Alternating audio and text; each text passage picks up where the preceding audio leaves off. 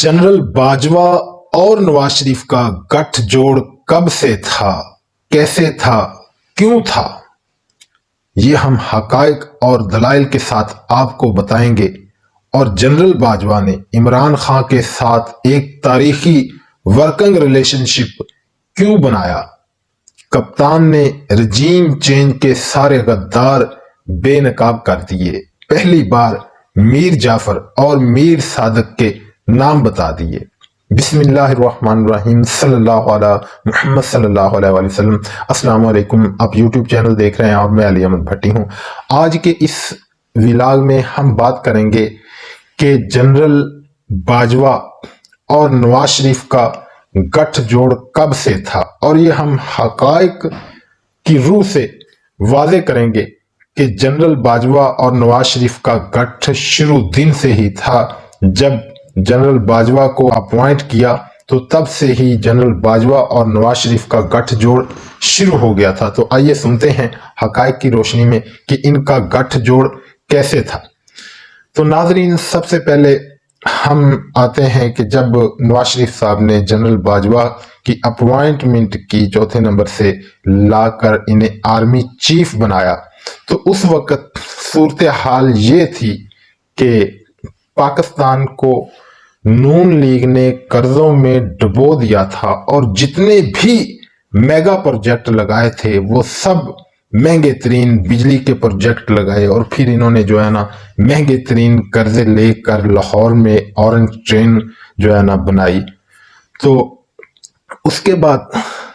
इन्होंने जो कर्ज लिए थे, एक तो वो मुल्की तारीख के रिकॉर्ड तरीन कर्ज थे, मुल्क की 75 साल तारीख में इतने कर्ज नहीं लिए गए थे। दूसरा, वो बहुत ज्यादा सूद पर लिए गए कर्ज थे। फिर 2018 में जब पीटीआई की गवर्नमेंट आने से पहले नवाज शरीफ को नाअहल किया गया या करवाया गया, ये सब एक प्लांटेड गेम थी,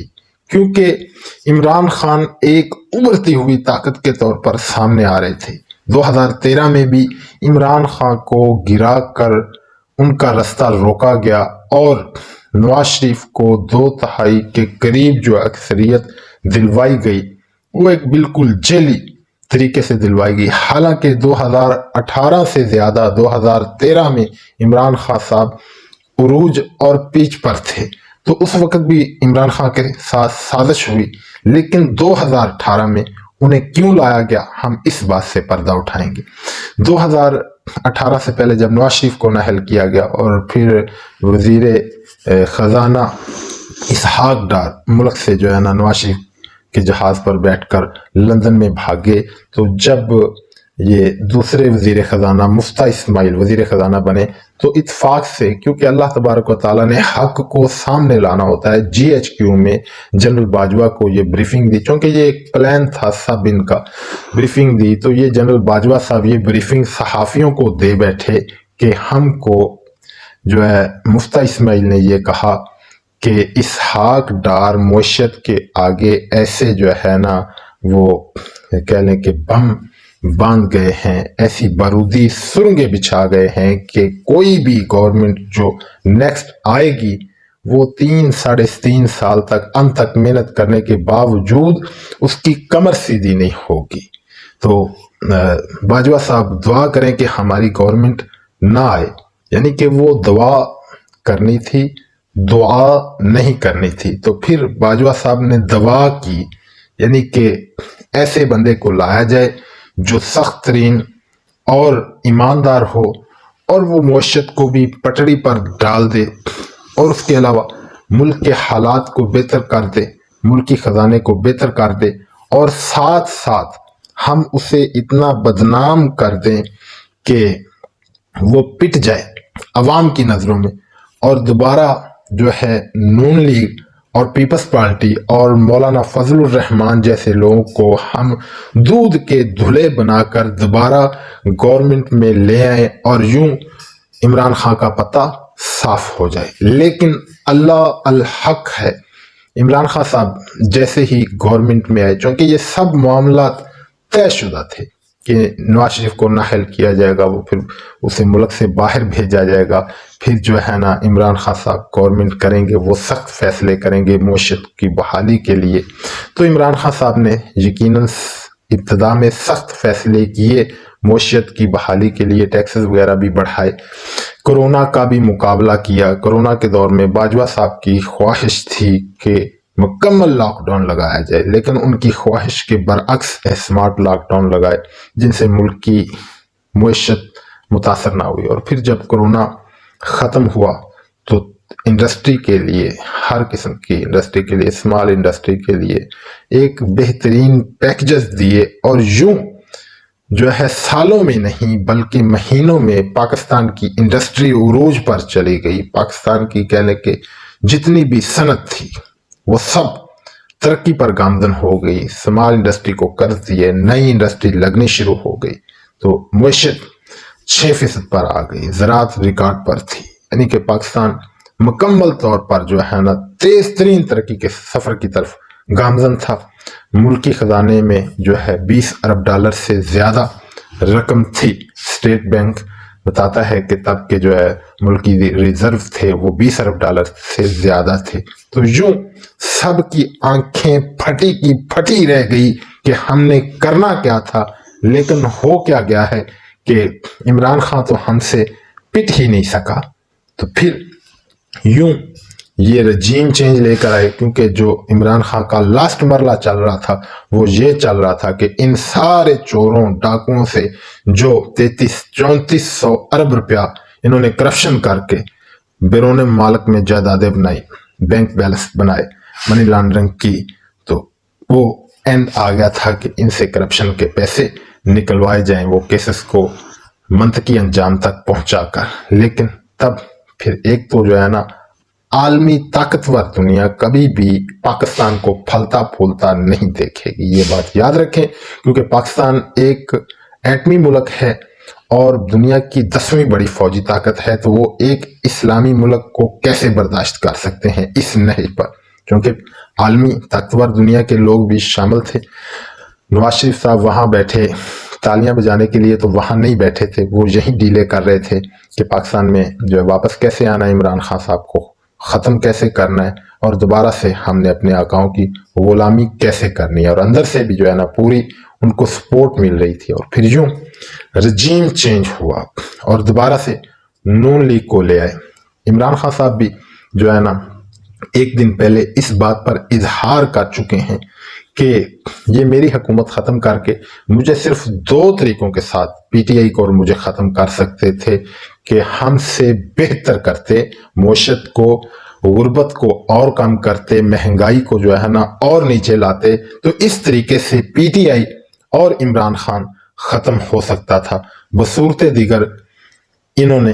جو کیا اس سے مجھے اور پی ٹی آئی کو اور جو ہے نا عوامی پذیرائی ملی کہ عوام نے سمجھا اور جانا کہ عمران خان صاحب حق پر ہیں۔ اور اب آتے ہیں اس بات کی طرف کہ جنرل باجوہ نے ایک تاریخی ورکنگ ریلیشن شپ عمران خان سے کیوں رکھی۔ تو اس میں میرا انالیسس یہ ہے کہ قوم کو یہ باور کروانے کے لیے کہ ہم ہر ممکن عمران خان کا ساتھ دیا ہم نے، جبکہ عمران خان صاحب دل سے یہ سمجھتے رہے اور وہ اس پر 12 مرتبہ اظہار کر چکے ہیں کہ میں جنرل باجوہ کو جو ہے نا اپنا ورکنگ ریلیشن ساتھی سمجھتا تھا، کہ وہ دل سے جو ہے نا ہمارا ساتھ دے رہے ہیں، اور کچھ جگہوں پر جو ہے نا انہوں نے ساتھ دیا بھی، کیونکہ یہ ثابت کرنا تھا کہ ہم پوری طرح عمران خان صاحب کے ساتھ کھڑے رہے ہیں اور ہم عمران خان کے ساتھ ہیں۔ لیکن اینڈ میں دھوکہ بھی آ کر کس نے دیا، چونکہ یہ ایک ماسٹر پلان تھا جو انہوں نے کیا، کیونکہ سب گند عمران خان پر پڑ جائے گا کہ اس نے مہنگائی کی، اس نے یہ کیا، لیکن الحمدللہ وہ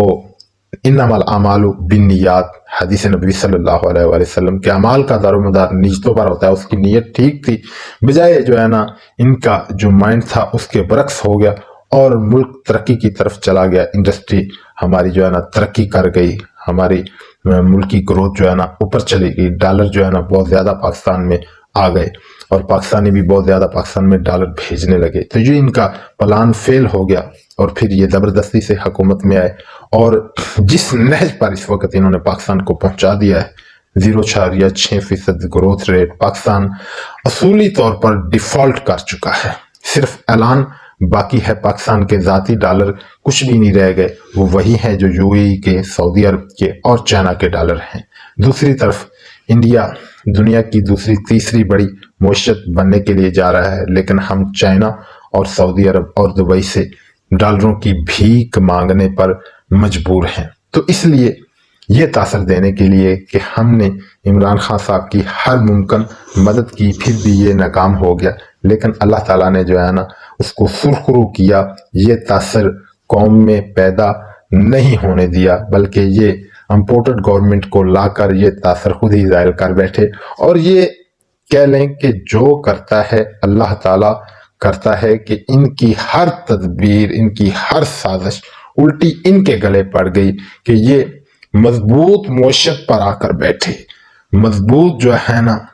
वो 6% की तरक्की करते हुए मुल्क पर आकर बैठे, जो 20 अरब के लगभग 16.5-20 अरब के लगभग जो है ना स्टेट बैंक में डॉलर्स थे, और उसके अलावा दीगर जो है निजी बैंकों में तो मैक्सिमम 24 अरब डॉलर के करीब पाकिस्तान में रिजर्व थे। और ये जब नून लीग पीडीएम टोला मुल्क पर आकर मसलत हुआ, चाहिए तो ये था कि ये मुल्क को बेहतरी की तरफ लेके जाते, लेकिन चूंकि उनकी नीयत नहीं थी, ये मैं बार बार इजहार कर चुका हूं कि वो आलमी ताकतवर दुनिया से एक मुआहदा के तहत पाकिस्तान पर मुसलत हुए थे कि हमने पाकिस्तान को डिफॉल्ट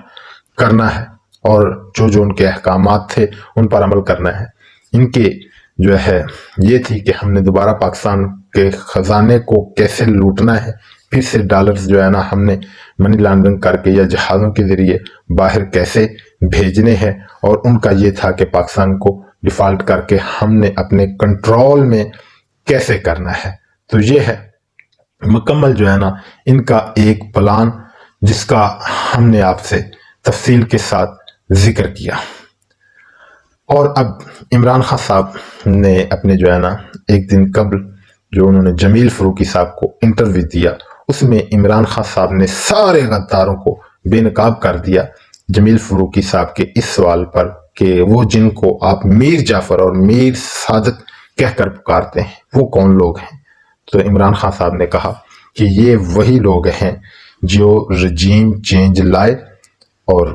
पाकिस्तान को इस नहज पर पहुंचाया मेरे साथ, और बल्कि इमरान खान साहब के साथ क्यों, उन्होंने ये गद्दारी कौम के साथ,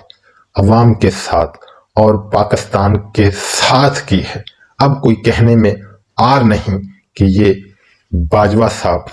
नवाज शरीफ, शहबाज शरीफ और आसफ अली जरदारी और मौलाना फजलुर रहमान और दीगर जितने भी इनके मजीद अंदरूनी बैरूनी साथी थे, ये वो सब हैं जिन्होंने इमरान खान से नहीं बल्कि पाकिस्तान के साथ गद्दारी की है। अब तक के लिए इतना ही, इजाज़त दीजिए। अल्लाह हाफिज।